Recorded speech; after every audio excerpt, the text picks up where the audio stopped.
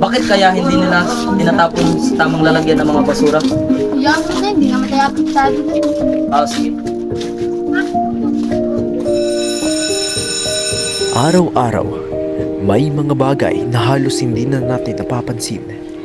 Mga basurang iniwan kung saan-saan, mga halaman na natatakpan, at mga simpleng bagay na akala natin walang epekto.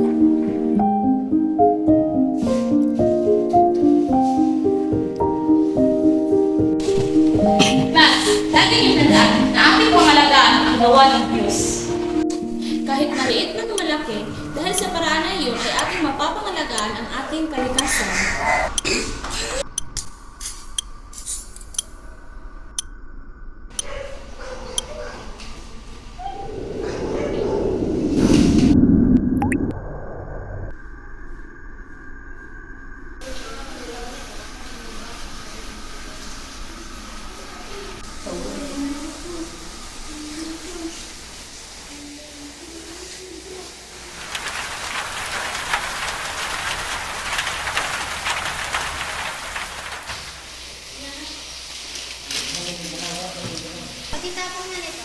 Igaan mo na yan?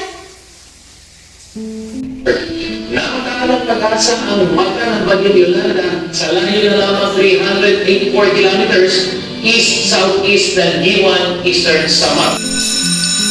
Minsan, nakakalimutan natin kung gaano kahalaga ang kalikasan. Pinababayaan natin ang maliit na bagay hanggang sa dumating ang panahon na ipapaalala nito sa atin kung gaano kalaki ang epekto ng ating mga ginagawa.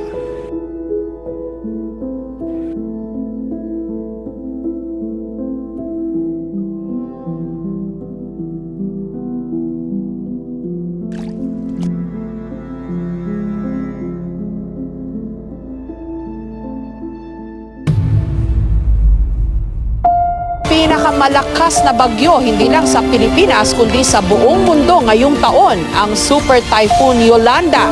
Habang papalapit ang bagyo sa kalupaan, tinataya namang lalo pang lalakas ang hangin at ang pag-ulan. Alamin emergency response. Hundreds of communities in this red zone always was forecast to be a very powerful and violent typhoon, and that's turned out to be exactly the case. And you can see it clearly here on the satellite sequence. The eye very well defined, and around the eye, well, we've got some very ferocious winds. Nandito tayo ngayon sa may pier ng Tacloban at napakalakas na ng hangin, pero hindi pa po tumatama ang sentro ng bagyo dito sa bahagi ng Tacloban. Ito po ay yung papalapit pa lamang na bagyo at batay dito sa direksyon ng ating hangin, ito pong Yolanda ay nandito po, no? Dito po sa karagatan at diretsyo tumutumbok dito sa bahagi ng Leyte kung saan tayo nagla-live ngayon sa TV dito sa bahagi ng Tacloban.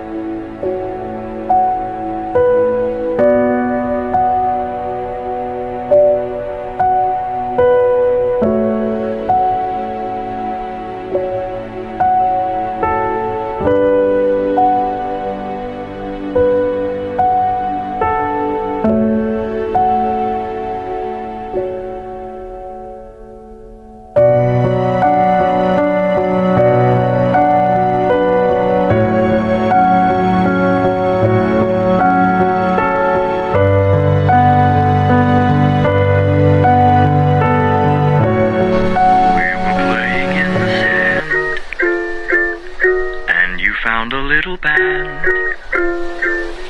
You told me you fell in love with it, hadn't gone as I planned.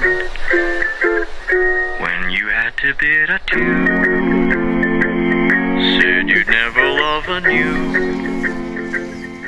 Minsan, ang pagbabago ay nagsisimula lang sa isang simpleng desisyon na mas mag-ingat, na mas magmalasakit at magtulungan.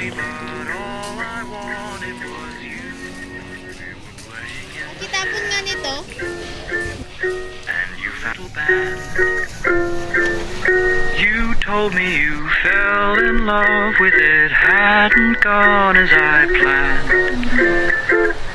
When you had to bid adieu, said you'd never love anew. I wondered if I could hold it and fall in love with it too. You told me to buy a pony, but all I wanted was you.